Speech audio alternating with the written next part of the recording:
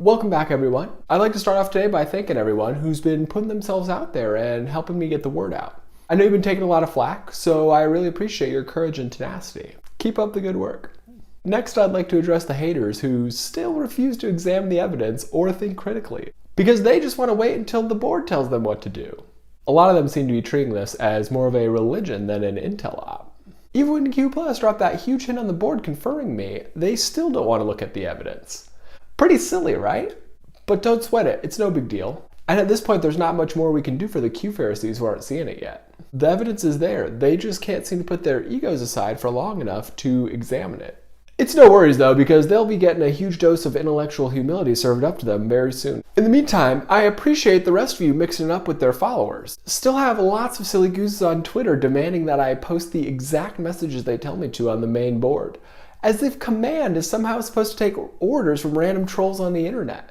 For those of you who aren't aware, QAnon is essentially a giant drip nurture campaign. One that is designed to persuade a huge percentage of the population to completely change their lifelong deepest held beliefs. That doesn't happen overnight, even if you have a mountain of indisputable evidence. Just ask Julian Assange if you don't believe me.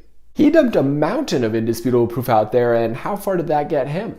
You could also just look at how these Q Pharisees are treating not just me, but anyone who follows my stuff. Exactly like the kangaroo news media, ignoring mountains of hard evidence because they don't like the people showing it to them. But does it matter who I am if the facts I'm presenting are true? Does my age or my personality matter if the facts I'm presenting are true? The answer is no, it doesn't matter. And that's part of the reason we let these Q Pharisees get so popular in the first place. To teach everyone that no matter who you trust, whether it be me, the board, or whoever else, you always need to examine the evidence and think for yourself.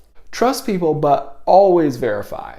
Because allowing big name influencers to tell you what to believe or who to listen to is a great way for us to end up with more evil leaders in the future. Especially now that we have this quantum internet technology that I'm about to tell you about. The next thing I need you to understand is why I'm doing these videos this way.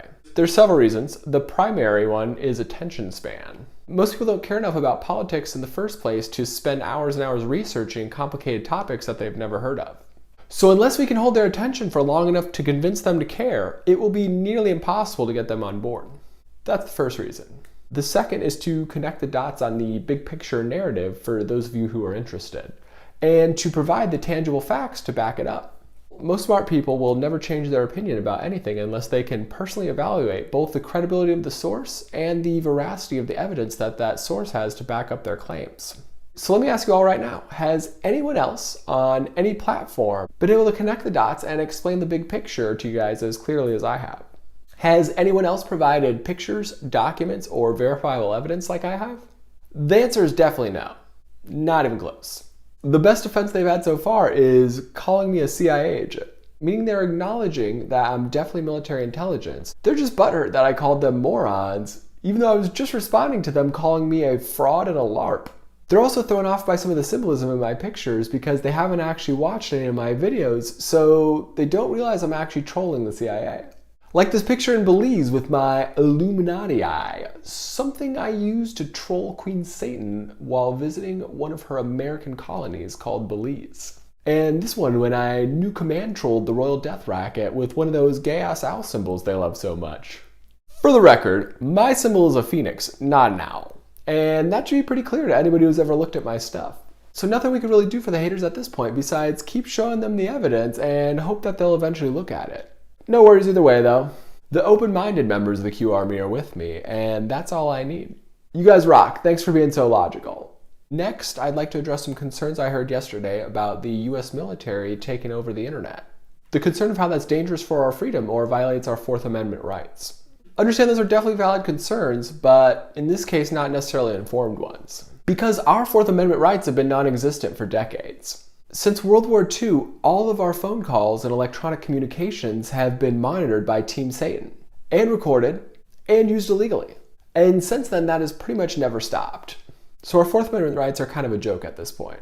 As are our First Amendment rights. Chinese-style censorship and algorithmic fuckery is standard procedure at all of our tech monopolies. In fact, America's gotten so sideways with censorship that kids growing up today have to go use Yandex, aka Russian Google, to see things they can't see on American Google. How crazy is that? Americans having to go to the Russian internet to bypass censorship. So my point is that the Space Force will do a much better job of keeping the internet open and free to everyone than the evil tech monopolies will. By a long shot. One of the ways we're going to guarantee that is by passing an Internet Bill of Rights, which will essentially be an airtight reaffirmation of our constitutional liberties with some updates that will extend those protections into the digital world. Power companies can't turn off your power because they don't like how you're using it. Phone companies can't turn off your phone because they don't like what you're saying to people. Toll road companies can't block your access to a public road because they don't like your driving.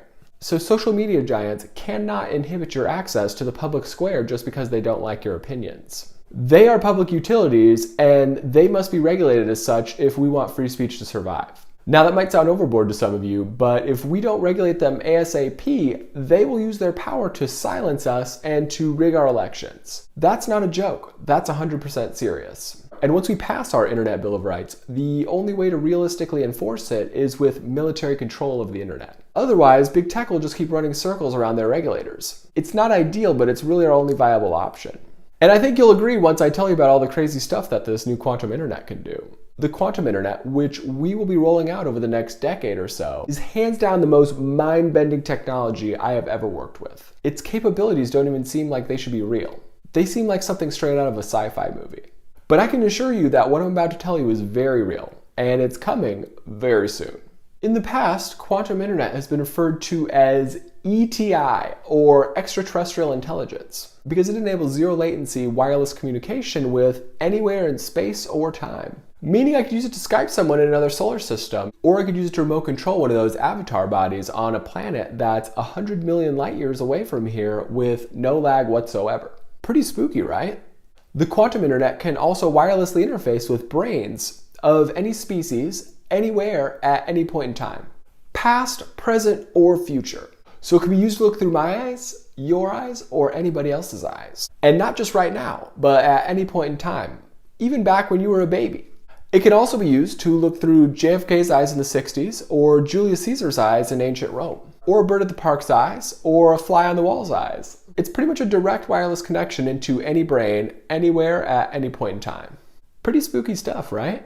And that's not even the spookiest part. The quantum internet can also be used to read all your thoughts, memories, and feelings. It can also write thoughts, memories, and feelings straight into your head.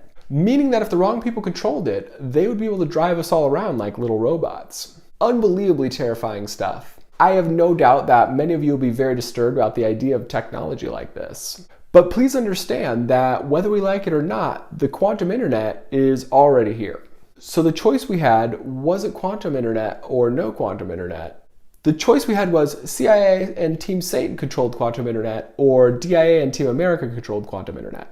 Those were our two options. And the CIA was already using theirs to log into people's brains and remote control them into acts of sadistic violence. If you've ever seen that horseshit propaganda Netflix documentary called Don't Fuck with Cats, the kid in that, named Luca Magnotta, was one of the CIA's Nightmare Circus experiments. And he wasn't the only one. They used many other mind-controlled indirect assassins as well. Pretty messed up. So it goes without saying that we had to do whatever it took to stop those evil monsters. Which is why we needed Donald Trump as president.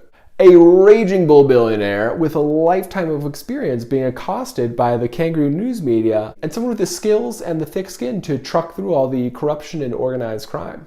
Everyone needs to understand that we were dangerously close to losing our freedom forever, and that the 2016 presidential election was indisputably the most epic goal line stand in history. One that I am super proud of.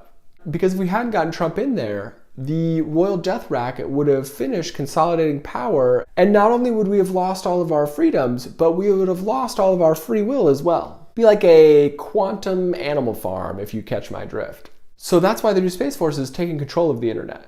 Because the only alternative is evil corporations who don't give a rat's ass about our privacy or constitutional rights. Corporations who are already running wild, stealing our data, stalking our locations, and even eavesdropping on our offline conversations, all so they can feed us targeted ads. Now imagine if those corporations had direct access into your brain. Like they could read all of your private thoughts and send you targeted advertisements based on things you've never searched for or talked about out loud. Wouldn't that be terrible? Now imagine if they could beam their ads straight into your brain and you didn't have the power to stop them. That would be an absolute nightmare, wouldn't it? Wouldn't that be nearly impossible to rein in after it was unleashed?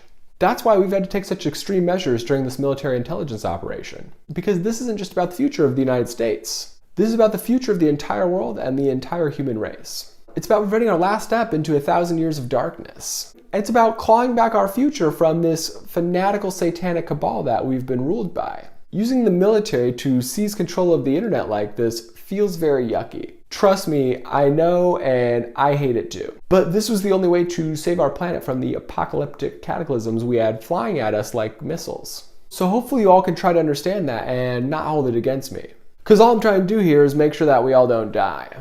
So that's a bit about the quantum internet. That's all for today. Have a great day, and I'll see you guys next time.